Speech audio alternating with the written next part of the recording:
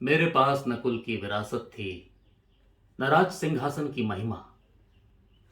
थी तो सिर्फ अपनी लगन, प्रतिभा और क्षमता। उस दिन जब भरी सभा में ललकारा था मैंने आचार्य के प्रिय शिष्य को। पता था उन्हें, पता था कि उनका शिष्य और उस शिष्य का इतिहास में स्थान और गौरव मेरी ललकार की गूंज में समा जाएगा। इसलिए तो दी थी दुहाई वहां उपस्थित सभी गुणी ज्ञानी व्यक्तियों ने कि उस मंच पर केवल राजकुल से जुड़े लोग ही प्रतिस्पर्धी हो सकते हैं।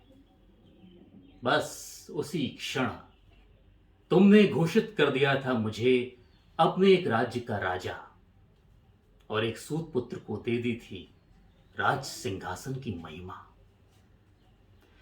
यह बात और है कि उस दिन नहीं हो पाया निर्णय कि कौन है श्रेष्ठ, मैं या आचार्य का प्रिय शिष्य।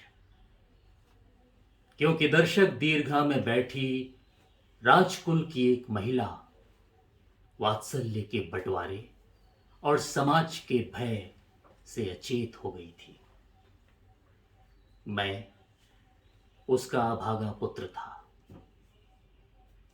आचार्य का प्रिय शिष्य भी उसी का पुत्र था, मगर वह राजकुमार अभागा नहीं था।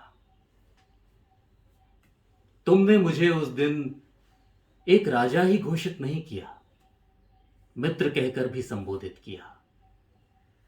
क्यों किया मैंने कभी पूछा नहीं, लेकिन इतनी राजनीति तो मुझे भी आती थी। फिर धर्म, नीति, ज्ञान, सत्य, मर्यादा, रक्त संबंध, इन सब से ऊपर उठ गया था मैं। और मैंने आजन्म केवल एक धर्म निभाया।